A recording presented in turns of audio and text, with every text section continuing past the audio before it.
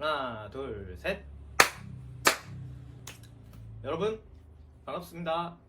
요즘 날씨가 많이 흐립니다. 비도 많이 왔는데 여러분 건강은 어떠신지 궁금합니다.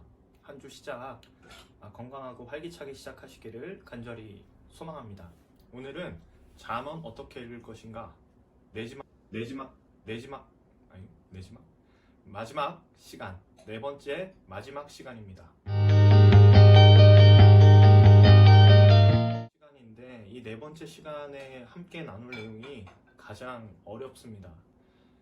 우리는 흔히 시편, 잠언 이런 것들을 가리켜 가지고 지혜서라고 부릅니다. 여러분, 오늘 이 내용을 좀 이해하기 위해서는 지혜서가 어떤 것이 있는지를 좀 살펴봐야 합니다. 지혜서에는 총 5권의 책이 들어갑니다. 아가, 시편, 잠언, 전도서, 그리고 욥기.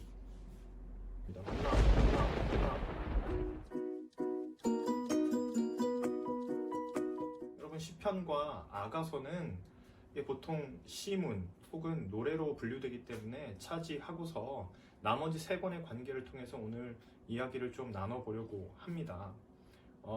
잠언, 전도서, 욥기 이 3권의 책을 가지고 오늘 이야기 시작해 보겠습니다. 잠언을 흔히 우리는 고전지혜라고 부릅니다. 고전지혜, 오래된 지혜, 뭐 이렇게 볼 수 있겠죠. 고전지혜는 대부분 이런 형태의 글들을 갖고 있습니다. 권선징악 이렇게 나눠볼 수 있을 것 같아요. 선한 것을 장려하고 악한 것을 배격하는 방식의 글들이 상당히 많이 있습니다.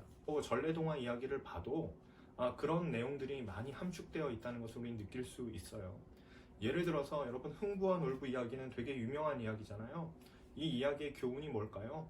부러진 제비의 다리를 고쳐준 흥부가 결국에는 부자가 되는 이야기로 이 이야기는 마무리가 됩니다. 선한 일을 하는 사람이 복을 받고 나쁜 일을 하는 사람이 벌을 받는다. 이것이 대체적으로 고전지혜가 가지고 있는 이해였습니다. 그런데 여러분, 시간이 지나면서 이 고전지혜가 심각한 도전을 받기 시작합니다. 왜냐하면 선을 행했는데도 불구하고 이게 되돌아오는 것이 선하지만은 않았던 것입니다. 그 대표적인 이해가 욥기에서 등장을 하죠. 여러분, 욥에 대해서 여러분들이 잘 알고 계실 텐데 욥은 어떤 인물입니까? 우스 땅에 있는 굉장히 선한 사람, 그것도 하나님이 보시기에 굉장히 의로운 사람이었습니다. 의로운 사람이라면 응당 벌을 받아야 될까요? 복을 받아야 될까요? 네, 당연히 복을 받아야 됩니다. 고통이 되기 시작한 것입니다. 이 말이 안 되는데. 나도 알아! 이 의인에게 고통스러운 날들이 시작된 겁니다. 고전지혜가 타격을 받기 시작한 겁니다. 하나님께서 의인에게 벌을 허락하시기 시작하는 거예요. 여러분, 이해가 되지 않는 상황 아닙니까?